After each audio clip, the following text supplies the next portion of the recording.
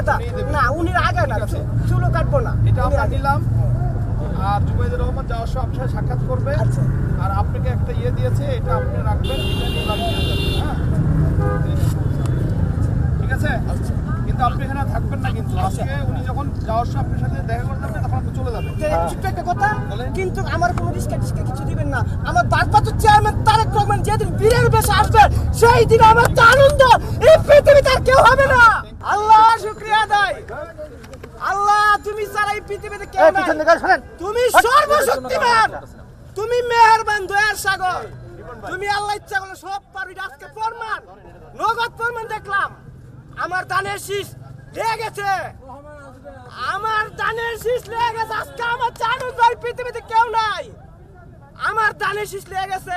আমি সবার কাছে আমাদের হালেদাদের জন্য সবাই দোয়া করবেন। প্রিয় সাংবাদিক ভাই ও বোনেরা, আমাদের প্রিয় নেতা বিএনপির ভারপ্রাপ্ত চেয়ারম্যান জনাব তারেক রহমানের সহধর্মিণী বিশিষ্ট চিকিৎসক ডক্টর জুবাইদা রহমানের কাছে একজন রিক্সা চালক, যে পুরান ঢাকায় রিক্সা চালায়, এই ধানের শীষটি জীবিত ওনাকে দেওয়ার ইচ্ছা পোষণ করেছিল। ধানের শীষটি আজকে 2-3 দিন এখানে থাকতে থাকতে নুয়ে পড়েছে। এই সংবাদ ডক্টর জুবাইদা রহমানের কাছে যখন পৌঁছে, তখন উনি আমাকে বলিয়েছেন, জানেন তো উনি একজন মানে মানুষ আর কি, উনি সামনে এত ভিড়ের মধ্যে হয়তো আসতে পারবে না, তাই আমাকে পাঠিয়েছেন ধানের শীষটি নিয়ে ওনাকে যেন এই যে 3-4 দিন এই শীতের মধ্যে কষ্ট করে এখানে বসে আছে, শুয়ে আছে, কখনো ওনাকে সসম্মানে যেন উনি বাড়ি ফিরে যেতে পারে, সেই জন্য যৎসামান্য হেল্প করেছি আমরা ওনাকে। এবং এই ধানের শীষটাই উনি ইচ্ছা পোষণ করেছিল আমাদের প্রিয় নেতার সহধর্মিণী ডক্টর জুবাইদা রহমানকে দেওয়ার জন্য। আমরা গ্রহণ করেছি সেটা ওনার পক্ষে, এবং ওনাকে আমরা একটি রিক্সার জন্য করেছিলাম।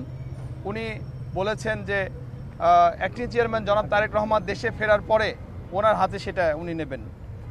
তা আমরা করেছি, ঠিক আছে, ওনারটাই ঠিক, এবং এইটা ওনার হাতে আমরা পৌঁছে দেব। এবং ডক্টর জুবাইদা রহমান বাসায় ফেরার পথে চেষ্টা করবেন ওনার সাথে একটু সাক্ষাতের, এটা বলেছেন। আমার কাছে তেমন আর কিছু বলার নেই,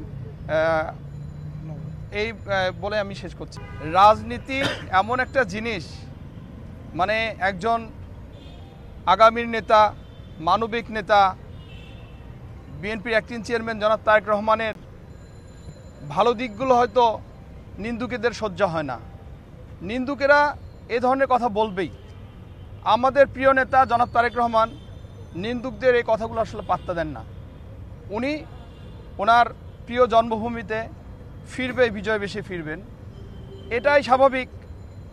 কারণ এই দেশটা স্বাধীন, এই দেশটা ওনার হাতেই শোভা পায়।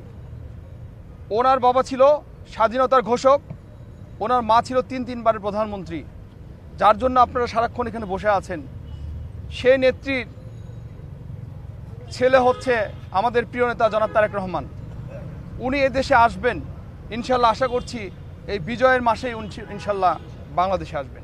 আমরা যেটা শুনছিলাম যে পাসপোর্ট নিয়েও জটিলতা রয়েছে, এই বিষয়গুলো আসলে আপনি শোনেন। আসলে আমি একটা কথা বলি, জনাব তারেক রহমান এমন একজন ব্যক্তি, উনি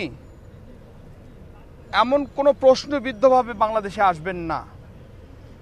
উনি যেটা সাবলীল এবং যেটাই স্বাভাবিক সেটাই সেভাবেই আসবেন, যাতে কোনো প্রশ্নবিদ্ধ না হয়। এই মাসে আসবেন সেটা কি আমরা বলতে পারি? আমি তো বলেছি বিজয়ের মাসে ইনশাল্লাহ আসবেন। আসসালামু আলাইকুম।